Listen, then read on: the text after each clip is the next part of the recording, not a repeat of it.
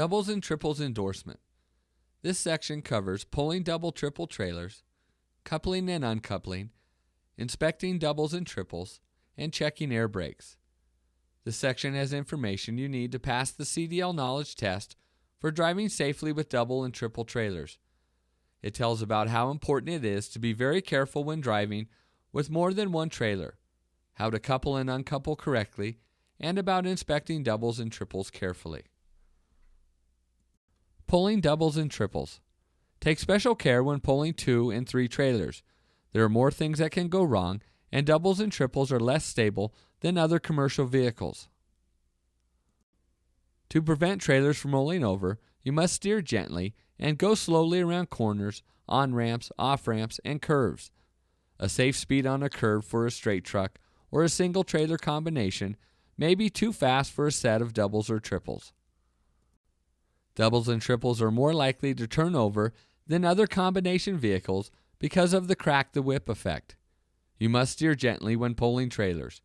The last trailer in a combination is most likely to turn over. Inspect completely. There are more critical parts to check when you have 2 or 3 trailers. Check them all. Follow the procedures described later in this section. Doubles and triples must be driven very smoothly to avoid rollover or jackknife. Therefore, look far ahead so you can slow down or change lanes gradually when necessary. Doubles and triples take up more space than other commercial vehicles.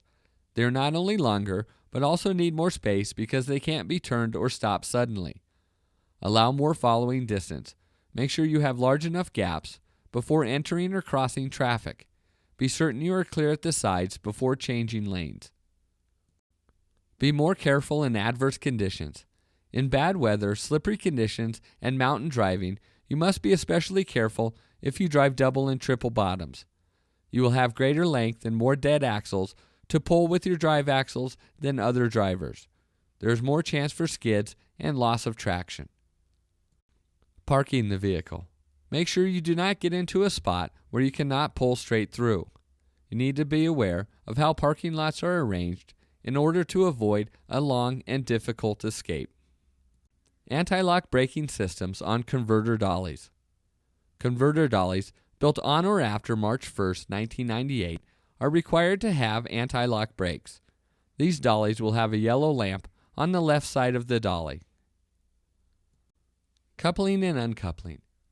Knowing how to couple and uncouple correctly is basic to safe operation of doubles and triples. Wrong coupling and uncoupling can be very dangerous. Coupling and uncoupling steps for doubles and triples are listed in the next section. Coupling twin trailers. If the second trailer doesn't have spring brakes, drive the tractor close to the trailer, connect the emergency line, charge the trailer air tank, and disconnect the emergency line. This will set the trailer emergency brakes if the slack adjusters are correctly adjusted. Chock the wheels if you have any doubt about the brakes. For the safest handling on the road, the more heavily loaded semi-trailer should be in the first position behind the tractor. The lightest trailer should be in the rear. A converter gear on a dolly is a coupling device of 1 or 2 axles and a fifth wheel by which a semi-trailer can be coupled to the rear of a tractor-trailer combination forming a double bottom rig. Position the converter dolly in front of the second or rear trailer. Release the dolly brakes by opening the air tank petcock, or if the dolly has spring brakes, use the dolly parking brake control. If the distance is not too great, wheel the dolly into position by hand so it is in line with the kingpin, or use the tractor and first semi-trailer to pick up the converter dolly. Position the combination as close as possible to the converter dolly. Move dolly to the rear first semi-trailer and couple it to the trailer. Lock the pintle hook. Secure the dolly support in the raised position. Pull the dolly into position as close as possible to the nose of the second semi-trailer. Lower the dolly support. Unhook the dolly from the first trailer. Wheel the dolly into position in front of the second trailer in line with the kingpin. Connect the converter dolly to the front trailer. Back the first semi-trailer into position in front of the dolly tongue. Hook the dolly to the front trailer. Lock the pintle hook. Secure the converter gear support in the raised position. Connect the converter dolly to the rear trailer. Make sure trailer brakes are locked and or the wheels chocked. Make sure the trailer height is correct. It must be slightly lower than the center of the fifth wheel, so the trailer is raised slightly when the dolly is pushed underneath. Back the converter dolly under the rear trailer. Raise the landing gear slightly off the ground to prevent damage if the trailer moves.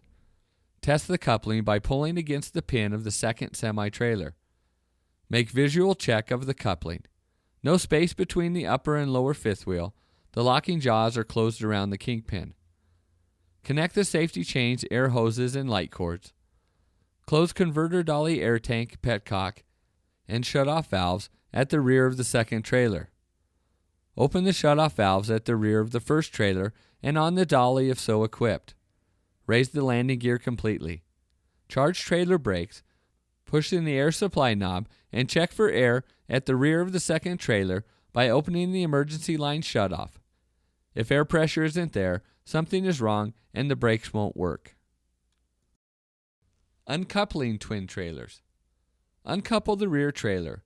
Park the rig in a straight line on firm level ground. Apply the parking brakes so the rig won't move.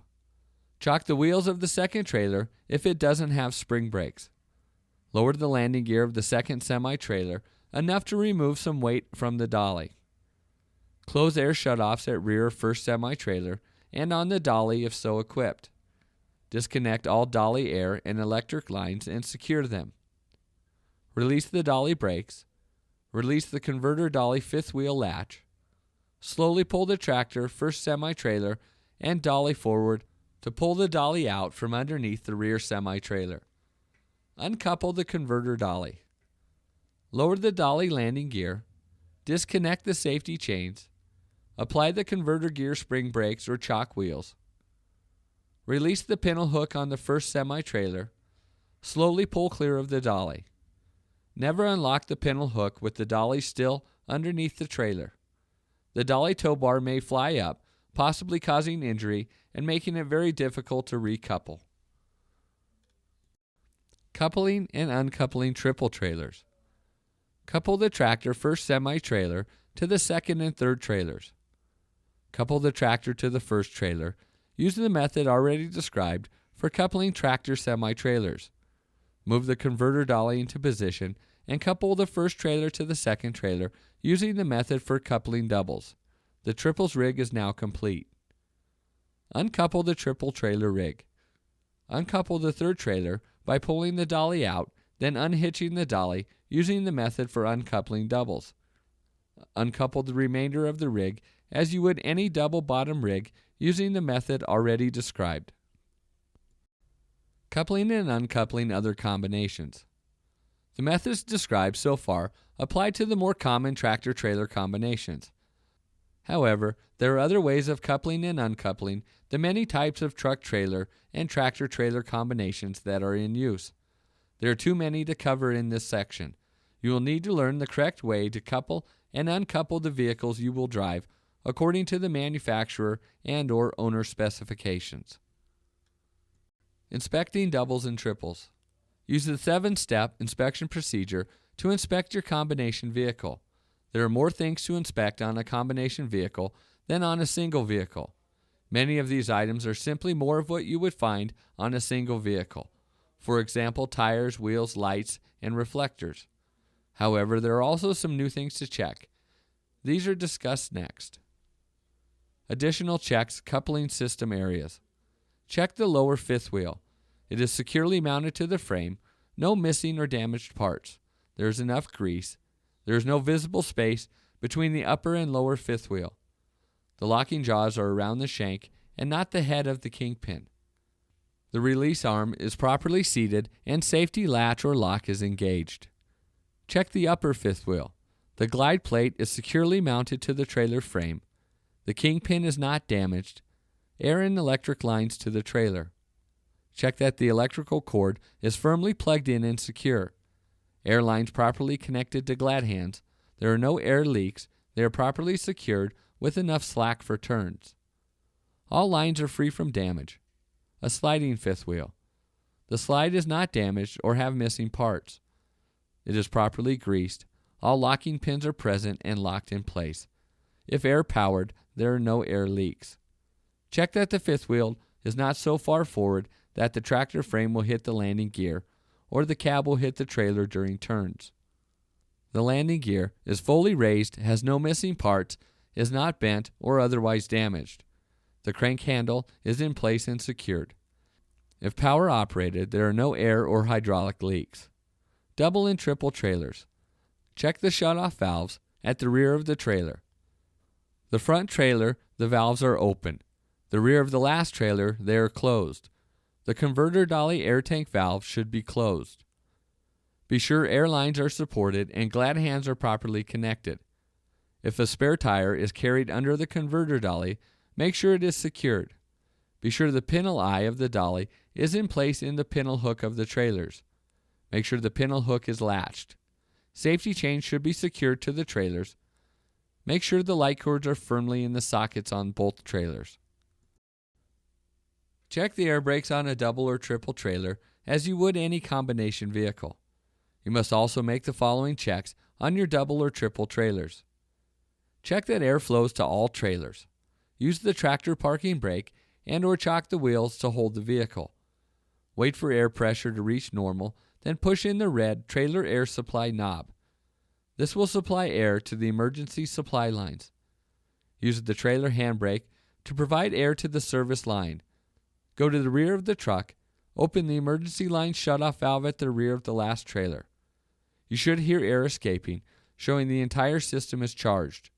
Close the emergency line valve. Open the service line valve to check that service pressure goes through all the trailers. This test assumes that the trailer handbrake or the service brake pedal is on. And then close the valve. If you do not hear air escaping from both lines, check that the shutoff valves on the trailer and dollies are in the open position. You must have air all the way to the back for all the brakes to work. Test the tractor protection valve. Charge the trailer air brake system. That is, build up normal air pressure and push the air supply knob in. Shut the engine off. Step on and off the brake pedal several times to reduce the air pressure in the tanks. The trailer air supply control, also called the tractor protection valve control or trailer emergency valve, and place it in the emergency position. Pull gently on the trailer with the tractor to check that the trailer emergency brakes are on. Test the trailer service brakes. Check for normal air pressure, release the parking brakes, move the vehicle forward slowly, and apply the trailer brakes with the hand control or trolley valve. You should feel the brakes come on. This tells you the trailer brakes are connected and working. The trailer brake should be tested with the hand valve, but controlled in normal operation with the foot pedal, which applies air to the service brakes at all wheels.